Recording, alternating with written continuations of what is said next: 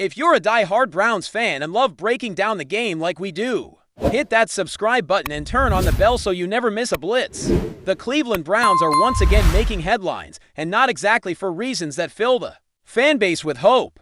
A recent report from insider Mary Kay Cabot has stirred the pot, and NFL fans are reacting with a blend of disbelief, sarcasm, and genuine concern. It centers around Deshaun Watson, the team's controversial quarterback, recovering from an Achilles injury, and rookie Shedeur Sanders, son of Hall of Famer Deion Sanders and one of the Browns' new hopefuls. Cabot reports that Watson has been a vocal supporter in the quarterback room and has taken a special interest in mentoring Sanders. On the surface, it sounds like a positive development, a seasoned veteran guiding the next generation, but when you scratch the surface, and fans certainly have, it opens up a whole different can of worms. Watson's reputation is complicated, to say the least. While once seen as a rising star and a Pro Bowl talent, the shadow of serious off the field allegations has followed him relentlessly since his final days with the Houston Texans. More than 24 women came forward accusing him of sexual misconduct during massage therapy sessions, leading to civil lawsuits, suspensions, and a damaged legacy. Even though many of the legal cases have been settled, the perception around Watson has never truly recovered. That's why the idea of him becoming a mentor, especially to a young, impressionable rookie like Shedeur Sanders, is making so many people uncomfortable. The internet has had a field day, with comments ranging from darkly comedic to outright outraged. Some fans are drawing parallels that highlight the absurdity of the situation. One Twitter user compared it to a "how it started, how it's going" meme, clearly implying this is a train wreck in slow motion. Another referenced The Sopranos, saying this dynamic reminds them of Ralphie mentoring Jackie Jr., which, for those unfamiliar, didn't end well. Others leaned into gallows humor, suggesting Watson is showing Shedeur the best massage parlors in the land, or joking that Sanders will now be handing out NDA letters to therapists. The underlying sentiment in all of these comments is clear. This isn't a mentorship story people are comfortable with, it's one they're bracing themselves for. It's unfortunate, because Shedeur Sanders deserves better. The young quarterback, fresh off an impressive college career under the guidance of his father, is stepping into the NFL with both expectations and scrutiny. He's got the poise, the arm, and the pedigree to potentially succeed at the next level. But now, his name is being dragged into the circus that often follows Deshaun Watson.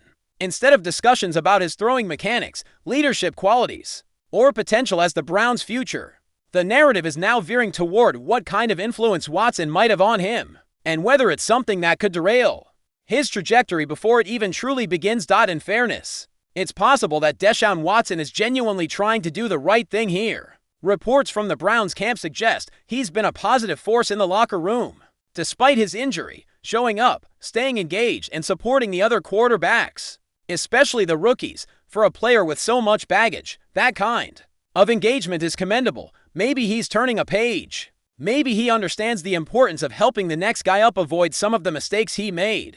Maybe, but with someone like Watson, those maybes are rarely met with optimism anymore. Too much has happened. Too much trust has been lost. The Browns organization, for their part, seem to be walking a tightrope. On one hand, they're still financially and structurally committed to Watson, thanks to that massive guaranteed contract. On the other hand, they've brought in new blood, like Shedeur Sanders, likely hoping to create internal competition and maybe, just maybe, set themselves up for the future. But this mentorship dynamic is turning into a PR headache, especially with the way fans are reacting. It's one thing to let Watson rehab in peace. It's another to make him the face of development for your most promising rookie. That's a bold strategy, and one that's already backfiring in the court of public opinion. And there's the core dilemma. What does Shedeur actually gain from this, from a football standpoint? Watson has experience and knowledge that could absolutely benefit a young quarterback. He's seen playoff environments, learned different systems, faced adversity, and at one point was one of the most electric players in the league. There's value in that. But mentoring isn't just about the X and O's, it's about setting an example, teaching professionalism, and representing the standard both on and off the field. And that's where the concerns really start to mount. Can someone with Watson's history really be that guy? Shedeur has a strong father figure in Deion, who's guided him every step of the way up until now. It's no secret that Deion is fiercely protective of his sons and their reputations. One has to wonder what he thinks about this dynamic, and whether he's already had a few firm words behind closed doors. Dion built a brand around discipline, confidence, and doing things the right way.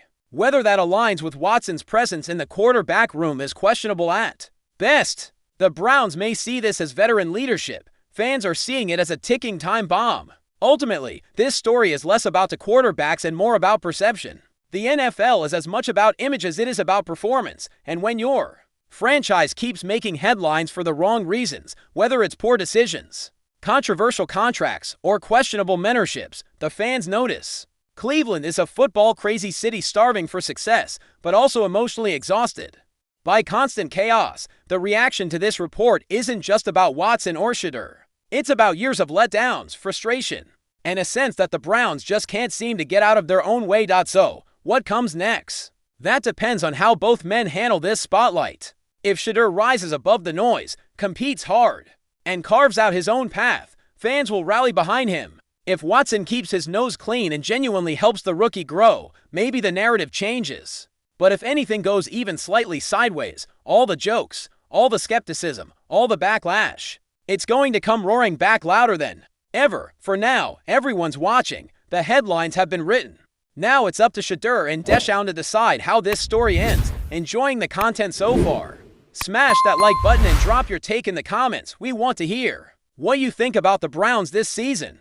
Ladies and gentlemen, buckle up because if what we're hearing is even remotely true, the NFL just got rocked to its core. Picture this, the Cleveland Browns, a team that found an unexpected hero in Joe Flacco last season, might have just pulled off one of the most unexpected moves of the off-season. Rumors are swirling, whispers coming from insiders close to the organization, murmurings on anonymous message boards, even subtle hints from NFL reporters on Twitter that the Browns have quietly traded Joe Flacco in a backdoor, behind-the-scenes deal. Yeah, you heard that right. The same Flacco who resurrected his career in Cleveland, led a playoff push, and re-energized the Dawg Pound, possibly gone, just like that. No press conference, no tweets, no Instagram post, nothing official. Just silence, and that's exactly what makes it so suspicious. What is happening in Cleveland? And why would they even think about trading Joe now? Now let's rewind a bit, because this doesn't make sense on the surface. Remember where the Browns were before Flacco came in. Deshaun Watson was out. The season looked dead in the water. Fans were giving up. And then like a football messiah, Joe Flacco walks in, off the couch, basically. And suddenly this team is dangerous. He wasn't just good, he was elite. Dare I say, that arm, still a cannon, the vision, sharp, leadership off the charts. He gave the Browns identity, and now, just months after he sparked that playoff run, the word is he's gone, and not just gone, but traded in total secrecy. That's the kind of stuff that doesn't just happen unless there's a lot more going on behind closed doors. Could this be a strategic chess move by the Browns front office, or is there some kind of friction we didn't see? Sources close to the league, people who've been reliable before, are saying the deal was finalized days ago but kept under wraps. No leaks, no paperwork shown to the media, and oddly enough, not even Flacco's own agent has commented on it. That's the first red flag. If this is real, how did the Browns keep it so quiet? We're talking about a player who became the face of the franchise's turnaround. You don't just let a guy like that walk out the door without a proper send-off. Unless, of course, it was never meant to be public. Some say the deal involves a high-profile team looking for a veteran backup. Others even speculate it's a starting role somewhere where the QB situation is unstable. Think Patriots, Raiders, or maybe even a surprise like the Seahawks. The question is no longer if Flacco's been traded, it's where. Now, before Browns fans grab their pitchforks, let's consider why Cleveland would do this. Yes, Flacco played hero. Yes, he brought the magic back to the shores of Lake Erie. But remember, this team invested everything in Deshaun Watson: draft picks, money, reputation. Whether fans like it or not, Watson is their guy. Flacco, he was a Band-Aid, a brilliant, effective, emotionally charged Band-Aid, but still a temporary fix. If the Browns feel confident that Watson is finally healthy and mentally locked in, maybe they saw Flacco as expendable. Maybe they didn't want a QB controversy brewing behind the scenes. And maybe, just maybe, they got an offer for Joe that was simply too good to ignore. A second-rounder, a young star, we don't know yet. But you better believe there's a method to the madness. Because Andrew Berry is not the kind of GM who moves a piece without purpose. And let's not forget Joe Flacco himself in all this. As much as he enjoyed the Browns' run-in, it's clear he did this as still a guy who believes he can start. He said it. He's shown it. That playoff push wasn't just nostalgia, it was a statement. Flacco's not done. He's not riding off into the sunset as a backup clipboard holder. He wants to compete. So if a team out there, let's say the Vikings or Broncos, offered him a real shot to be QB1, would you blame him for saying yes? Maybe that's why this whole thing was kept secret. Maybe Flacco himself asked for it to be quiet until the timing was right, until training camps were closer, until depth charts started shaking up. It's not hard to imagine Flacco picking the perfect moment to re-emerge, surprising everyone just like he did last year. The NFL is a business, but it's also a soap opera. And this whole Flacco situation, it reeks of drama. The secrecy, the silence, the timing. It's classic off-season misdirection. And Browns fans, let's be honest, you know something's up. Local reporters aren't asking about Joe. Social media accounts suddenly went quiet on Flacco mentions, not even a happy birthday shout-out. It's like he vanished overnight. That doesn't happen to a beloved playoff hero unless the organization is hiding something. It's almost like they don't want the fans to know until after training camp starts. Maybe they're afraid of backlash. Maybe they're still working on the return package. Or maybe, just maybe, Joe asked for a graceful exit, a silent goodbye, so he could focus on one last chapter in his career without the noise. And here's a crazy twist. What if the Browns are planning a reunion later in the season? Think about it. They let Flacco go now, get some value in return, let Watson prove himself, and if things go south, boom, Flacco's a free agent again. Familiar with the system, walks right back in like a conquering hero. It wouldn't be the first time a team played the long game. Belichick used to do this with veterans all the time, cut them, bring them back mid-season when the stakes are higher. Could Cleveland be playing that same game? Could this be part of a larger strategy? Because let's face it, if Watson doesn't deliver, the Browns will need a plan B. And who better than the guy who already lit the spark once? Now we can't ignore the possibility that this rumor is just that, a rumor, smoke with no fire. But even if it is, the fact that so many people are believing it shows how volatile the Browns' QB situation really is. It's fragile. The fan base is divided. One side still rides with Flacco, the other is clinging to the Watson experiment, hoping it finally pays off. And that kind of tension, it's not sustainable. Something had to give. Maybe this rumor is the front office testing the waters, seeing how fans react before making anything official. Or maybe they leaked it themselves to distract from something bigger, another trade, another signing, or even trouble in the locker room. When it comes to NFL front offices, never underestimate their love for misdirection. But let's zoom out for a second. If Flacco was traded, this marks one of the most quietly seismic shifts in the league this offseason, because it means contenders are lurking. It means teams that missed out on Kirk Cousins, passed on drafting a QB, or watched their current starters struggle in minicamp are still shopping.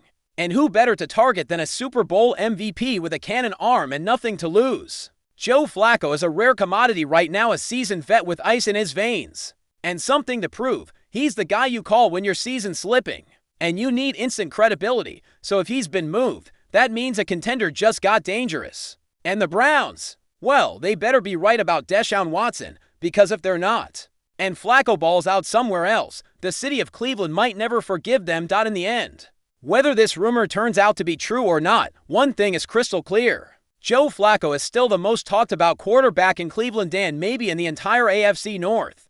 And for good reason. He's the comeback king, the silent assassin, the guy who turned a forgettable Browns season into a playoff miracle. If he's really gone, it's the end of a wild, unforgettable chapter. But if this is all smoke and mirrors, then brace yourself, because something even bigger might be coming. The Browns are playing chess, not checkers, and in the NFL, the quietest moves often make the loudest noise. So stay tuned, subscribe, and keep your eyes locked right here. Because if Joe Flacco's on the move, the whole league just changed. Thanks for riding with us on another Browns Blitz. If you liked the video, share it with a fellow fan, hit subscribe, and ring that bell so you're always part of the Dawg Pound conversation. Go Browns!